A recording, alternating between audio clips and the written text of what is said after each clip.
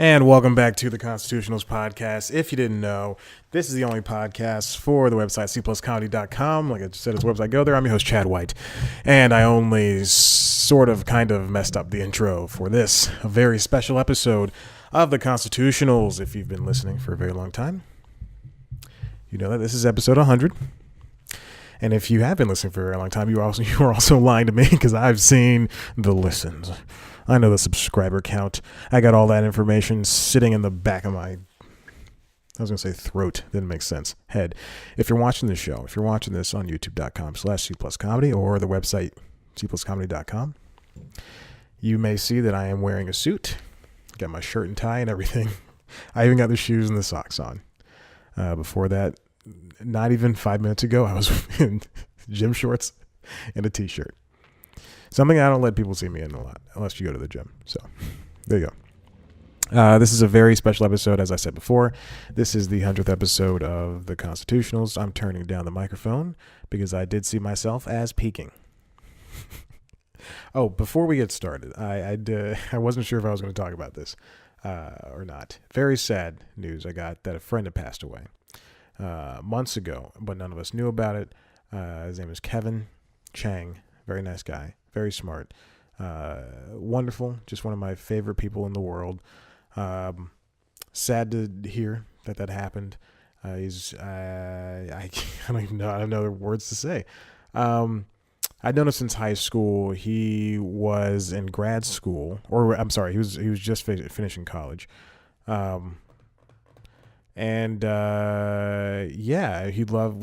bonded over video games. We were a very strange couple of friends. A very, very odd set. Like, just me and my bumbling self, and then this short little Asian boy. One of my favorite people in the world.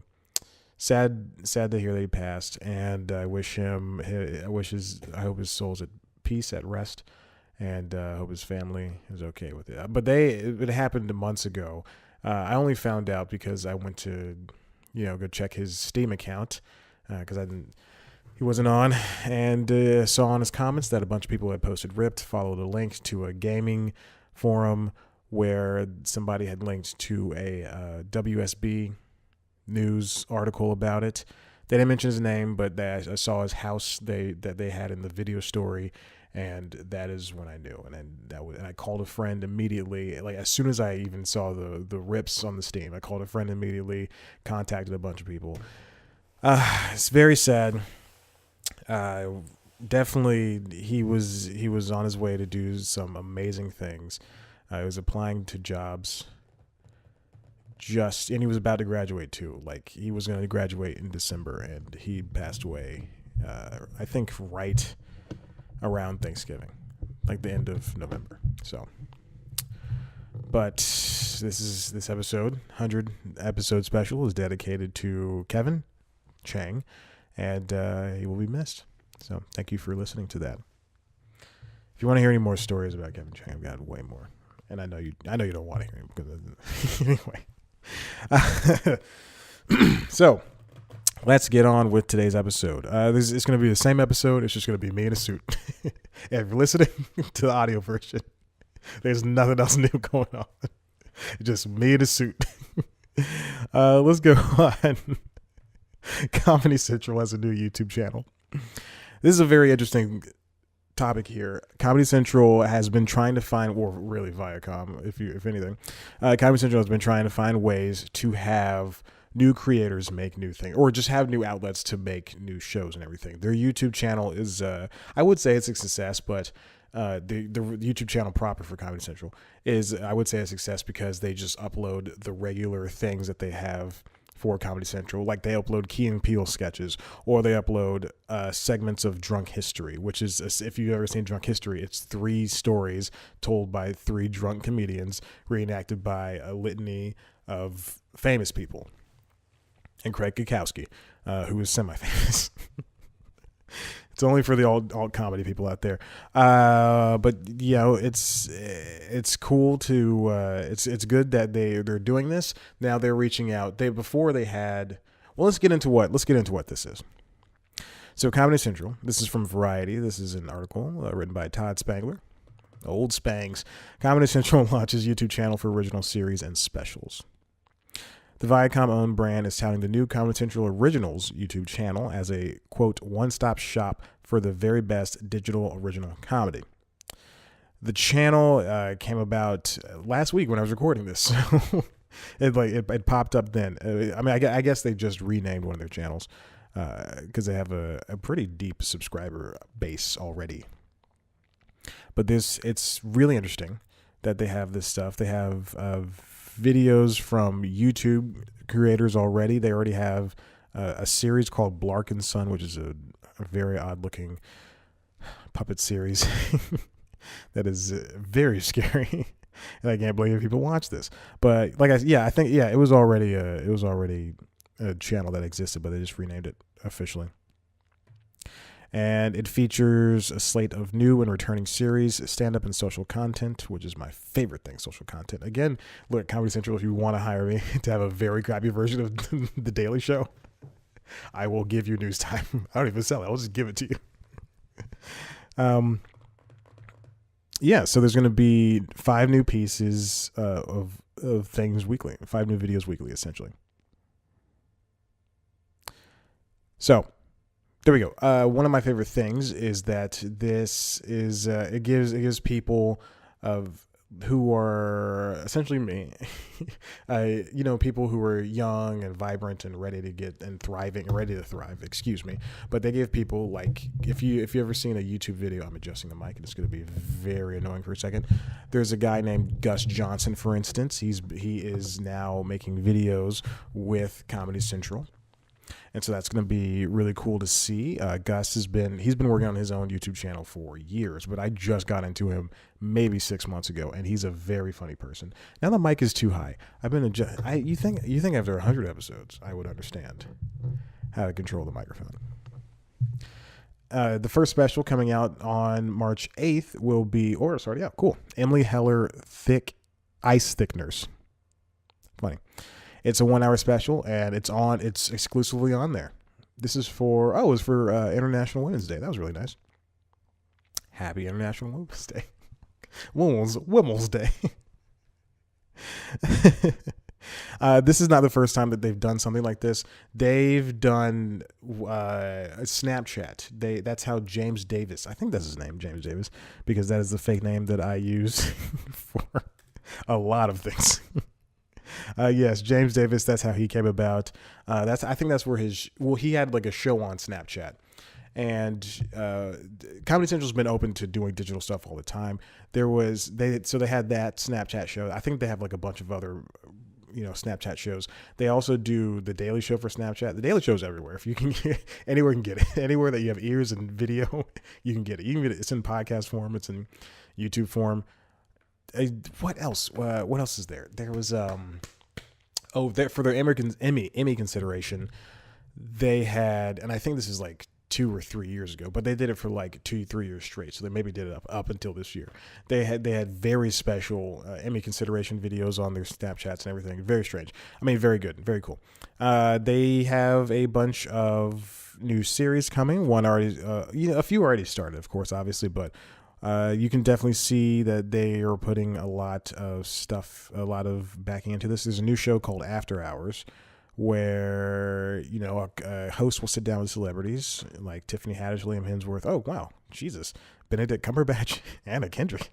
And they talk to people, stuff like that. Just a whole bunch of things. And all of these people come from the Creators Program, which is an in-house team of comedians and writers that formed last year. Hey, I'm right here. Come on. I'm a writer. I wouldn't call myself a comedian. Very sad if I do that. Moving on, we're going to talk about Annapurna. So Annapurna is a movie studio that was created by the daughter of a very famous, I think he's a director or something like that, Annapurna. I did a story about this on News Time. So this is very sad that I don't know. Megan Ellison. There we go. Megan Ellison is her name, and she is the daughter of, I want to say, Larry Ellison. Okay, So Annapurna is just like your A24s. It's just like your 21st Century Foxes, your Focus Features. It is an indie filmmaking movie studio or TV show studio as well too. I think they do TV shows. Yeah, they do. They do TV shows. They do TV. I don't know. They've done movies like Detroit Sausage Party. Let's see, The Bad Batch, The Ballad of Buster Scruggs, Vice, and other movies, of the like. If you've just go look them up. They've done a lot of movies. Joy, American Hustle, Her, Spring Breakers. I'll stop. Zero Dark 30. I'll stop. I own that Blu-ray. I own Zero Dark 30 on Blu-ray. I bought it maybe 2.5 years ago, and I said I was going to watch it, and I never did. There's maybe 6 Blu-rays I own that I've never seen, but I own, like Warrior. I think I mentioned this before. Who cares? This comes from IndieWire. Annapurna lost at least $8 million on Beale Street. Vice was a $15 million bomb. This is from Jack Scharf. Annapurna, they won 2 Oscars, but this new report from Variety said that they had a tough holiday season. They had 3 movies on Christmas Day. If Beale Street Could Talk by Barry Jenkins, Destroyer from Karen Kusama, and Vice from Adam McKay. None of them did well. Vice lost at least $15 million for them, which is, it was, I wouldn't say a critical darling, but it was recognized at multiple award shows and this and that, but it just didn't perform well. A lot of sources saying it's closer to 20 million, but whatever. Beale Street lost 8 to 10 million, and Destroyer lost 7 million. I think that Destroyer was I guess like a horror movie, something. It's in my Redbox. I'll see it in a month or so. But these movies could, Destroyer and Beale Street and Vice, they were all well regarded. They were all, if you really care about this, the microphone keeps slipping downwards. If you all really care about Rotten Tomatoes scores, they all got amazing Rotten Tomatoes scores. I think Vice is at 69%. Beale Street was probably even higher. Definitely even higher. It's Beale Street. So those movies may have performed poorly for the box office. The only movie that performed well enough for them was Sorry to Bother You, which is the only one that wasn't nominated for a freaking award. All right, anyway. The studio opened The Sisters Brothers, starring John C. Reilly and somebody else, in theaters last September, but it did not make it past. It barely made it past the $1 million mark, despite having a $38 million budget.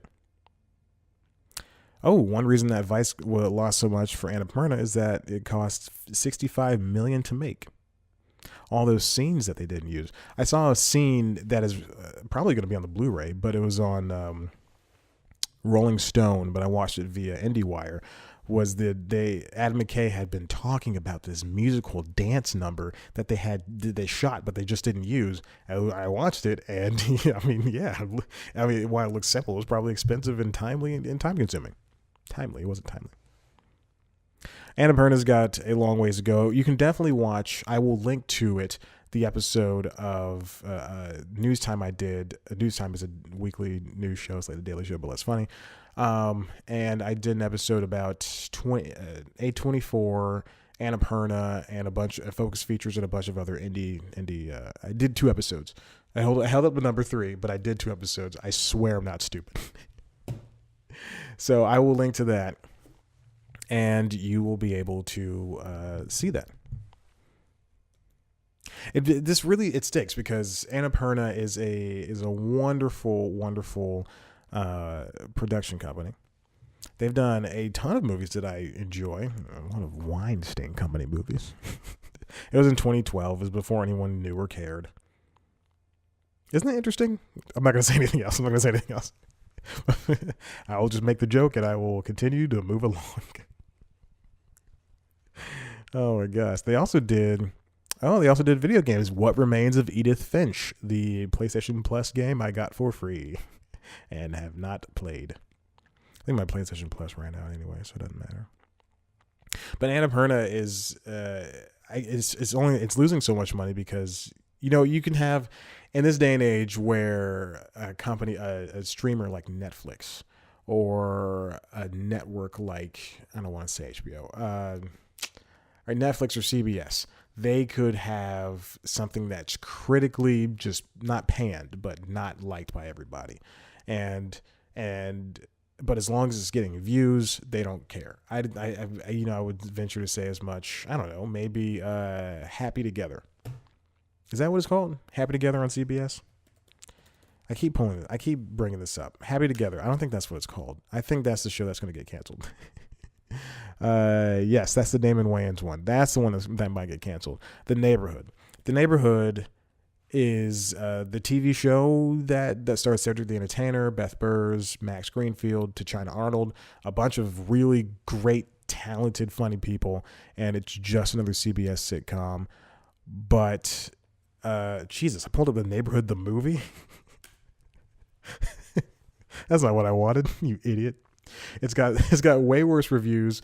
The Neighborhood, the show, it has way worse reviews than Happy Together, but one of them is getting better views, and that is The Neighborhood, which means it has gotten picked up for a second season. It is gotten picked up for a second season, and it sucks we live in this world where that stuff can happen.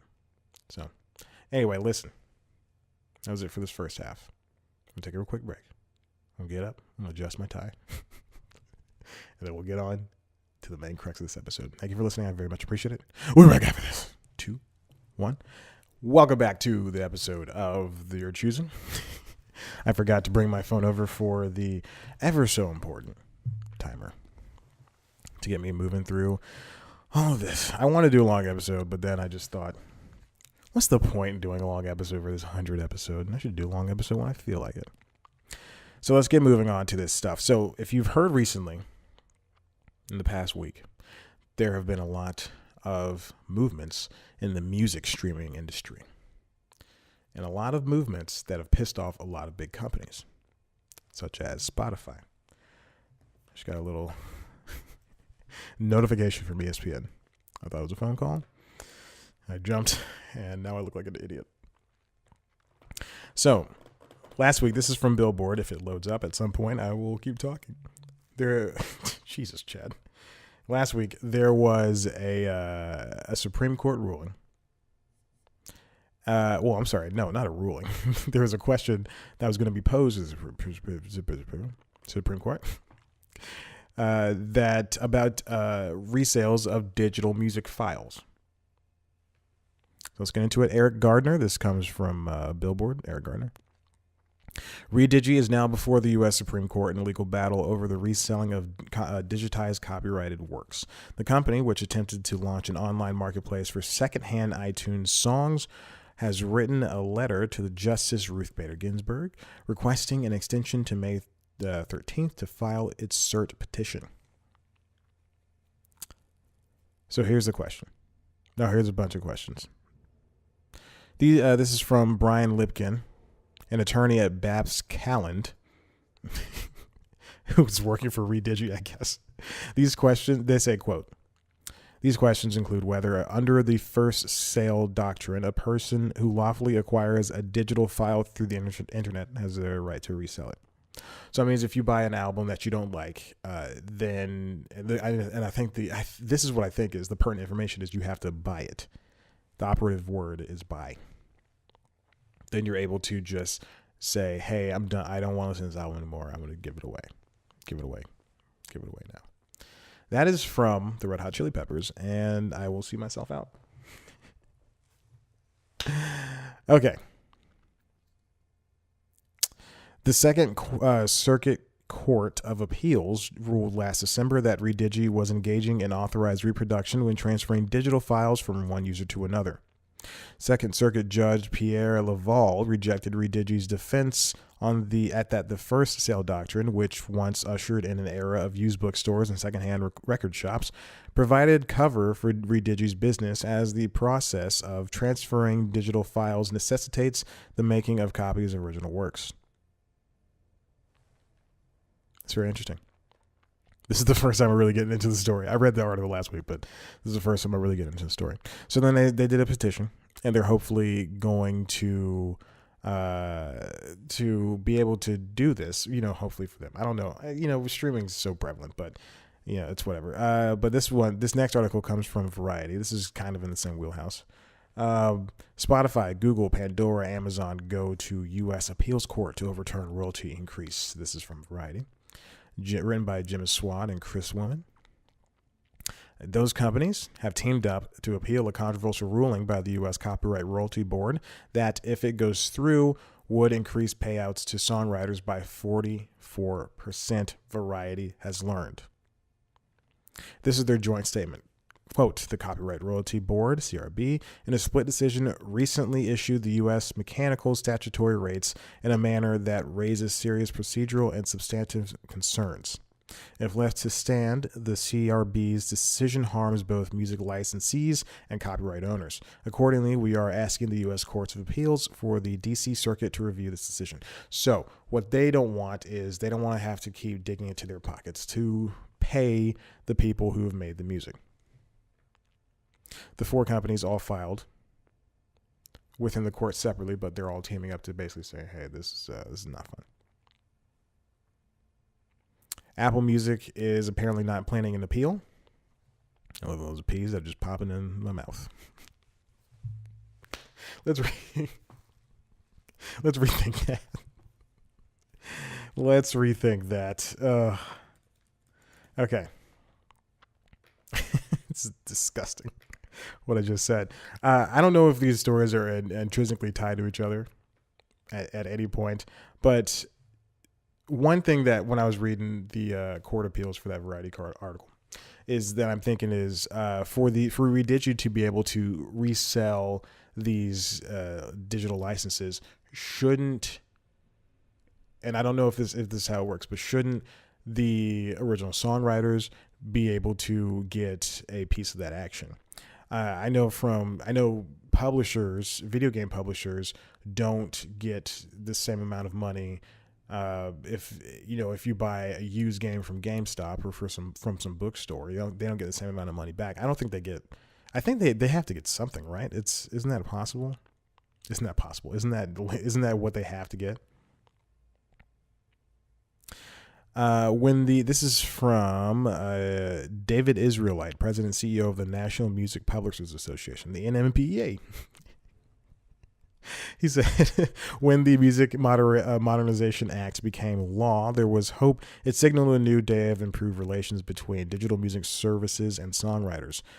That hope was snuffed out today when Spotify and Amazon decided to sue songwriters in a shameful attempt to cut their payments by nearly 1/3. No amount of insincere and hollow public relations gestures such as throwing parties or buying billboards of congratulations or naming songwriters geniuses can hide the fact that so blah, blah, blah. So he's, again, on the side, obviously working for music press. Music organization. He is on the side of the songwriters, the people that create the music, the people who should be paid and rewarded for the music. This is why we have songwriters, especially rappers, going out on multiple tour dates and selling, God knows how many tickets for a stadium or some whatever concert venue, what have you, and then them selling $75 sweatshirt merch. I said merch. So they're selling all this. There's so much football going on. So many trades. I'm just getting all these notifications. So with all that said, you got to be on the side of the songwriters. Tickets for a show, that's how Elton John will make his money. He used to be able to, and I only say Elton John because his is the current tour. His farewell tour has been going on for a year now, and he's going to go on for one more year.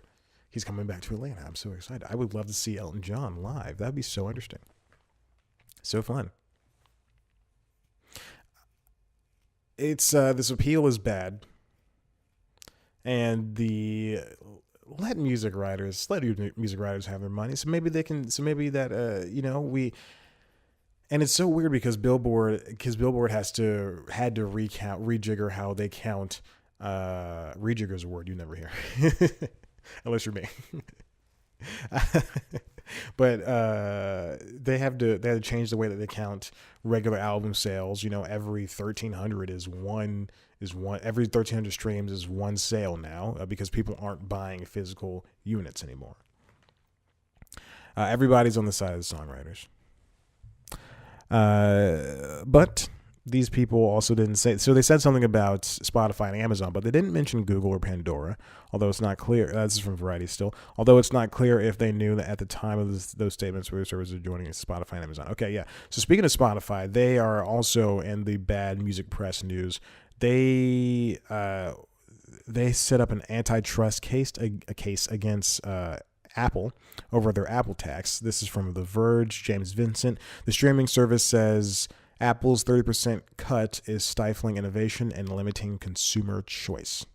Spotify announced this morning that it's filed an antitrust complaint. Jesus Christ. Against Apple with the European Union, alleging that the iPhone maker is harming consumer choice and stifling innovation via the rules it enforces on the App Store. As Spotify CEO Daniel Ek outlined in a blog post, the company is particularly annoyed about the 30% cut Apple takes from subscriptions made via the App Store. So essentially, this is why people don't put their things. They don't put subscriptions on. Okay, let me give you a better note. This is why Netflix said if you have their app and you want to be a new subscriber to them, then you have to subscribe on Netflix proper, or it takes you to the website. You can't subscribe on the app because any purchase made inside the app is going to give 70% to the creator and 30% to Apple, no matter what. I think Android, Google, they do the same, but I think it's maybe like 10%. Don't quote me on that. But Apple, 30% is a significant chunk. If you make $100 and then Apple takes 30 and you take 70, it just doesn't look like it makes sense for anybody.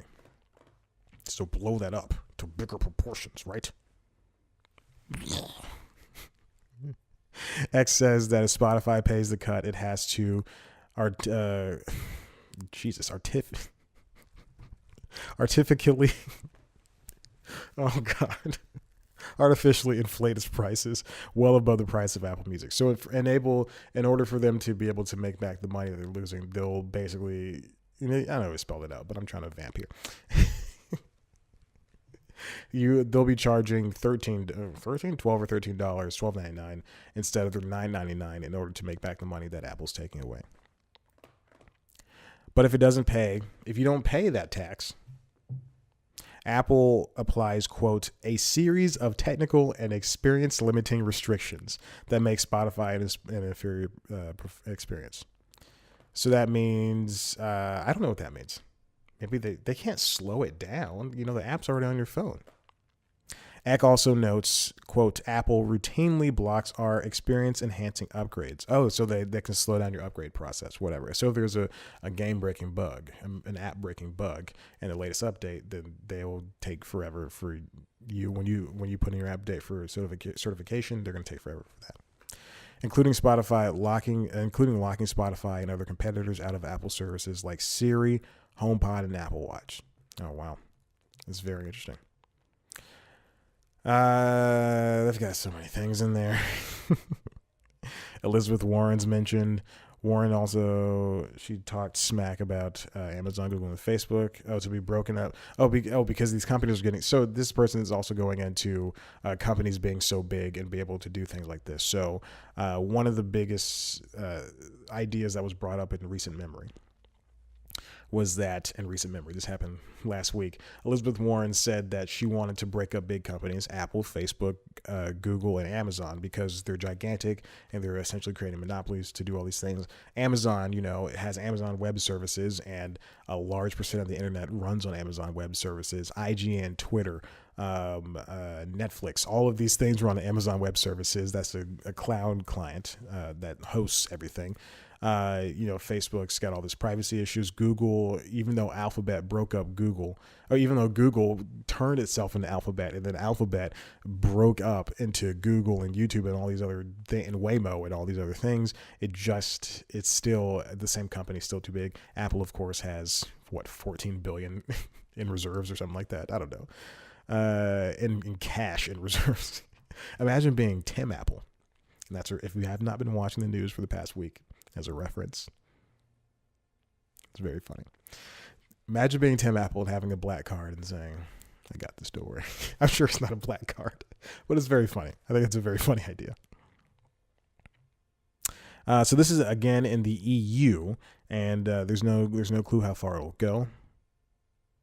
In 2017, Google was fined 2.4 billion euros for complaints, related to its shopping business.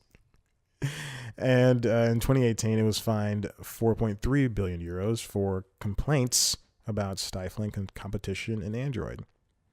That's what happens, this anti-competitive nature. Speaking of which, I do talk about mergers on this week's News Time, so you should check it out. And there's a lot of anti-competitiveness because of AT&T and Warner Media. And AT&T used to be huge, and then it was so big that they were afraid, that the government was afraid of anti-competitive natures. And streamers, streamers appeal. Why do I have two different articles? Spotify responds to its position on the royalty increase. Continue on the Spotify thing. Oh, here's the original article. Yeah, that's fine. So you can definitely check that out. That's the link to the original article. As if you can see my laptop screen. And this last one comes from Variety. Same thing. Spotify responds to the royalty appeal criticism. We're not suing songwriters. They just want their money, baby.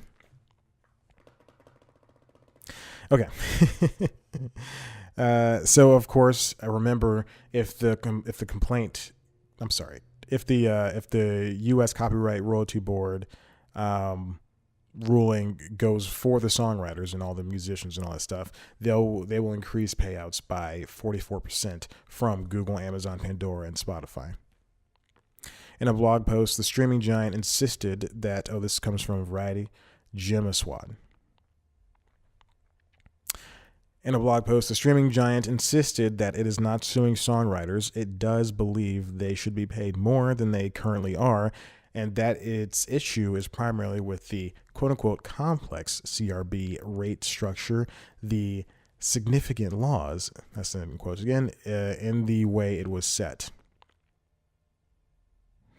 The response from certain quarters of the industry has been ferocious. That's when I talked about the other stuff. Okay, so then the company also said in the U.S., the royalty rates for publishing rights for digital music services are determined by a panel of judges, which is the CRB, the Copyright Royalty Board. The rates also create a reference point for services that don't rely on the government or set rates, and they indirectly influence the ways that publishing license rates work around the world. The CRB recently came to a conclusion about how these rights and rates would work for the next few years, and we appealed the outcome. They put up an FAQ in this blog post. We're almost done, I promise. This is very boring for a lot of people. For a lot of people. As if I have thousands of listeners. Sub 100. Here's the first FAQ. Is Spotify suing songwriters? No. Which is true. They're not suing songwriters. There's a whole explanation, but I'm not reading this out. Does Spotify think songwriters deserve to be paid more? Yes. Do you support the CRB rates? Here's the answer. We are supportive of U.S. effective rates rising to 15% between now and 2022 so they can cover their hides. Remember, Spotify, I think I talked about this a couple of months ago, or last month, or in January.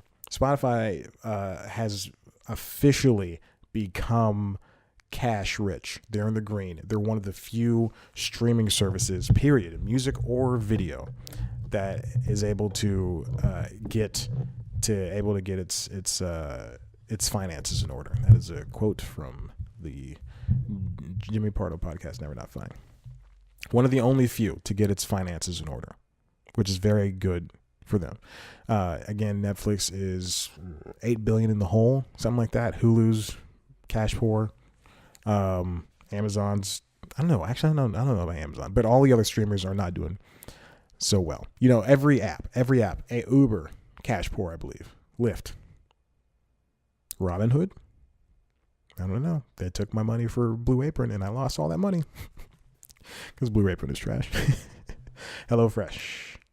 I need a sponsor. That camera's probably done. So HelloFresh. Okay.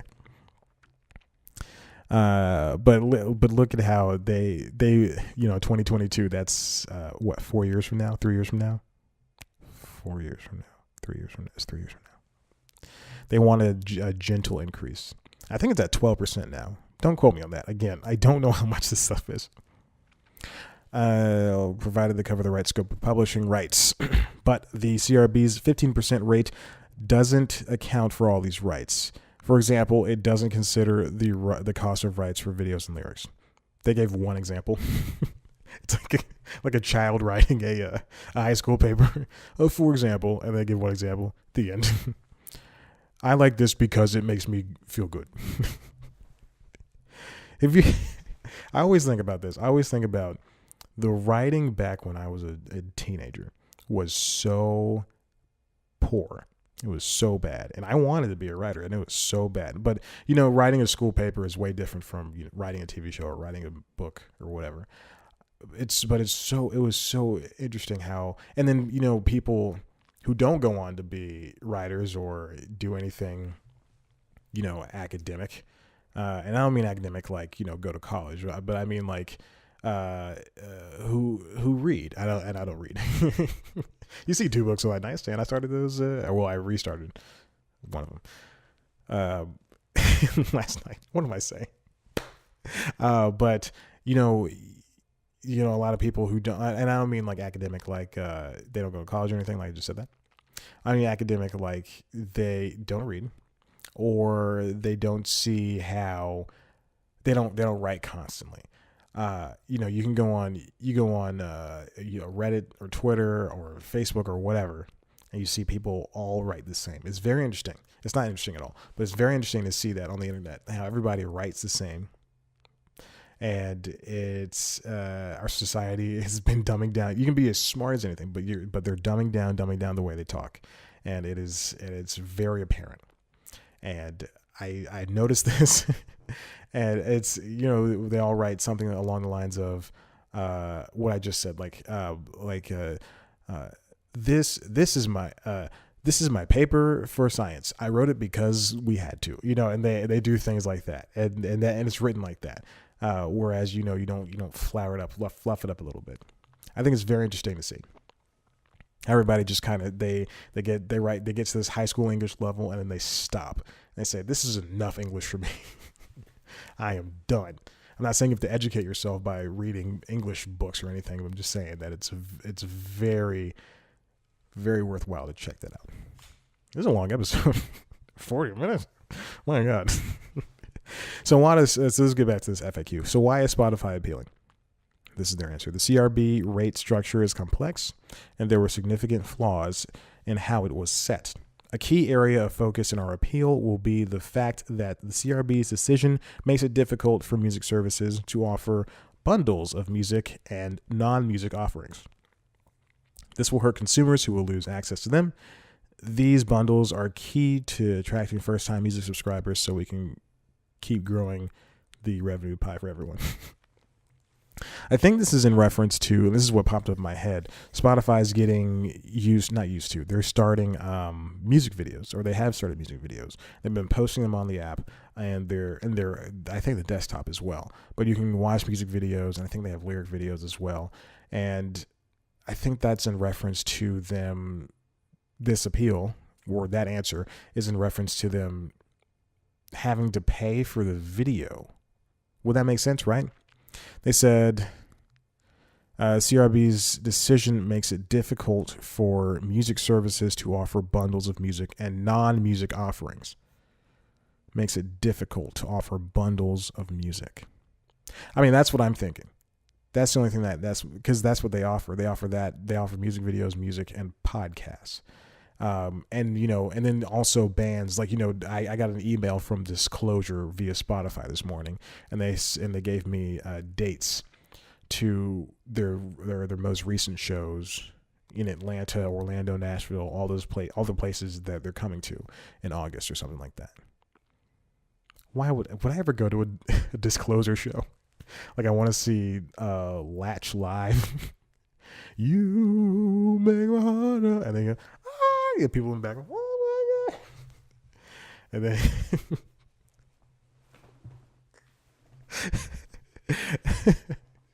and then it starts playing again. People like very crazy. That's a stupid joke. So what's the right way to split the pie? Spotify offers an answer.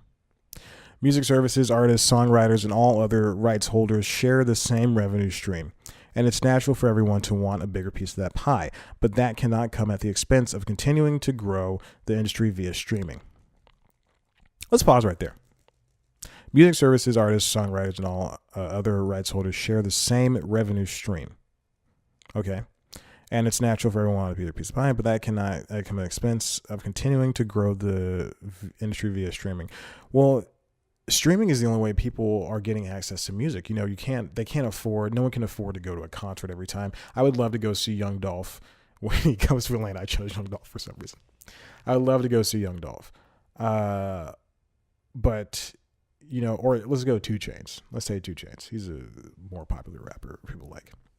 I'd love to go see 2 Chainz. But if his last concert when he was here, I think it cost like $60, $80, and I just didn't have the money. So people can't go to a show. Let's see, watching music video, that's great, but you can't watch a music video at the gym or while you're biking or while you're driving. And if you do, that's dangerous, guys or girls or whatever you want to be. It's very inappropriate. So streaming and essentially CD sales or whoever, or vinyl sales, that is the way that people enjoy music. That's just how they do music now. And even then, you can still have YouTube music and you can play a slew on your TV and have a slew of music videos going through, cycling through, whatever it's playing. There's just a lot of ways to enjoy music, and the easiest way is via streaming. And if you really like a song, if you really like a band, you're going to support them and you're going to buy their album. When Kanye's last album came out, Yeezy, first of all, I thought it was going to be just like St. Pablo and only be on sale. Like I thought it was not going to be streaming, and so I bought it. It was $8. I bought it. Turns out it was streaming. Whatever. Who cares? It was $8. I care. I need that money now. But somebody please hire me. I do great podcasts, but like I said, streaming is the only way to do that. I lose my train of thought every time I go off on these weird tangents. Let's continue. The CRB judges set the new publishing rates by assuming that record labels would react by reducing their licensing fees, but their assumption is incorrect. However, we are willing to support an increase in songwriter royalties provided the license encompasses the right scope of publishing rights. I want to get that sentence. The CRB judges set the new publishing rates by assuming that record labels would react by reducing their licensing rates. Does that mean,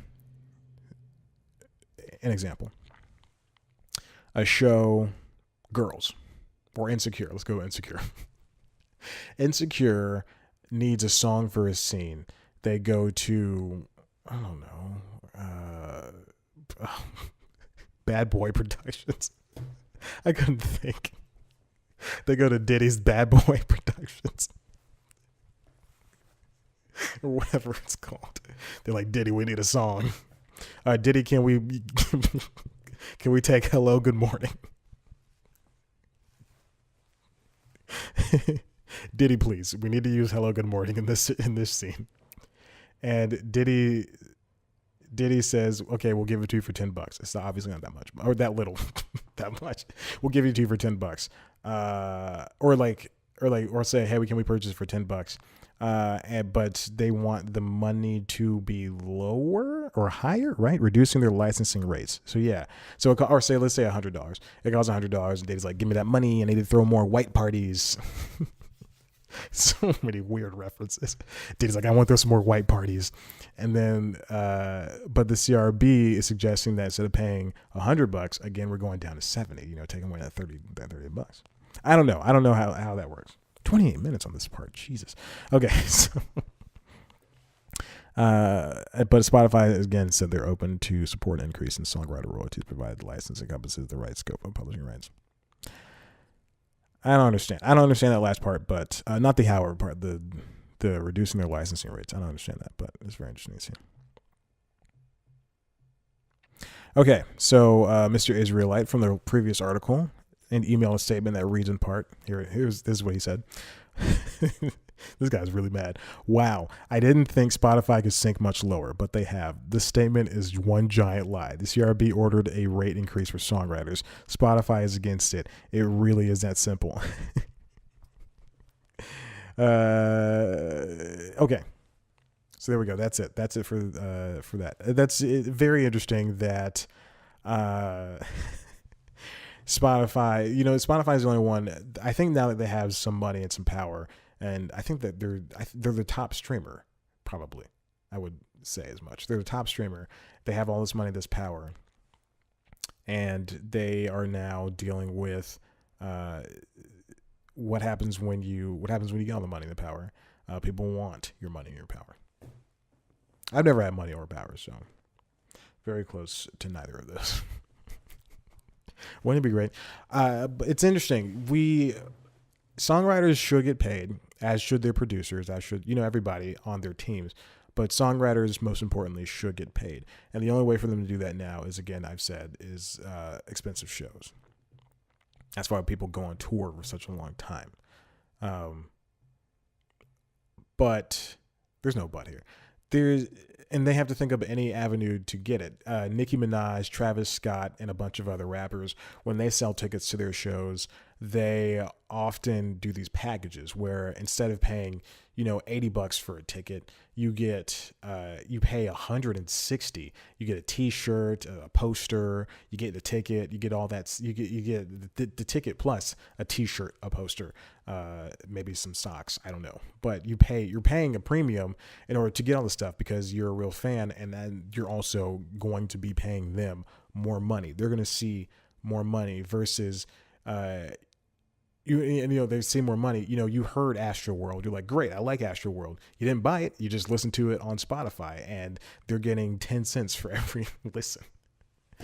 For every 1,000 listens. So this is the way to support them. And any solid person should want their favorite people to get paid. That's why Taylor Swift teamed up with Ticketmaster, and only the real fans could purchase tickets before all the other fans when her last tour happened. I know I signed up. I went on her website. I signed up. I had to sign up via Ticketmaster just so I could purchase the tickets. Went on her website, signed up via Ticketmaster. Made it a TaylorSwift.com account or whatever fan club account. Who cares? And then with that, if you tweet a certain amount, if you Facebook a certain amount, if you like some things, if you buy some products from her store, then it gives you, this is so stupid, a rank. And you move up that rank, you're like, it's getting XP for a Pokemon trainer. To put it in the terms that only 7 people will like, it's like gaining XP for a Pokemon trainer. Every time you take a Pokemon in battle, when you win, it gains experience and it has a chance to level up and evolve. And that's what I was, a Taylor Swift Pokemon. But yeah, so then when the day finally came, I was in a certain group of people to purchase tickets. I think U2 did the same thing. I only say that because those were the last 2 concerts I went to. Any users. That's it. That's it for this episode of the Constitutionals Podcast. Listen, if you like what you heard here, if you like what you saw, head on over to the to the website. I just winked at myself on the camera and felt very uncomfortable. I should apologize to all the women in my life. Every woman I've ever spoken to. Head on over to the website, cpluscomedy.com. cpluscomedy.com. It looks nice. That's it. That holds everything. Head on over to youtube.com/cpluscomedy to see a video version of the show. I just looked at that camera as if it was on. It's not. Head over to youtube.com and see/cpluscomedy, see a video version of the show. Also see the news time. Like I said, daily show, but less funny. This week's episode, spoken about it, is about mergers, AT&T and Time Warner's merger. Next week, we will get into the Disney-Fox merger. It should be ending on Tuesday at midnight, at 12:02, excuse me. 12:02, it's ending. Midnight 02. Yes, 2 minutes past midnight. Very strange, but that's how the merger goes through. Again, 4,000 jobs will be lost, but hey, Star-Lord gets to meet Wolverine and Mickey Mouse. Or Mickey Mouse gets to meet the Fantastic Four. Great. Follow us on Twitter at @CPlusComedy and Instagram at @CPlusComedy for me. Twitter at Chad Black White. Instagram at Chad Black White. Like us on Facebook. Thank you so much for listening. This is episode 100, and I hope there's at least 100 more. I hope I get at least 100 times more listeners. Wouldn't it be sad if I kept doing... Oh, God, I didn't want to float that idea. Kept doing this for the dozens of people that listen to this crappy show. At least it's... I'll stop talking. Okay, thank you for listening and watching. I love you. Bye. I mean, I don't love you. I like you a lot. I'll say I love you for one person. Our Lord and Savior Jesus Christ. Okay, bye.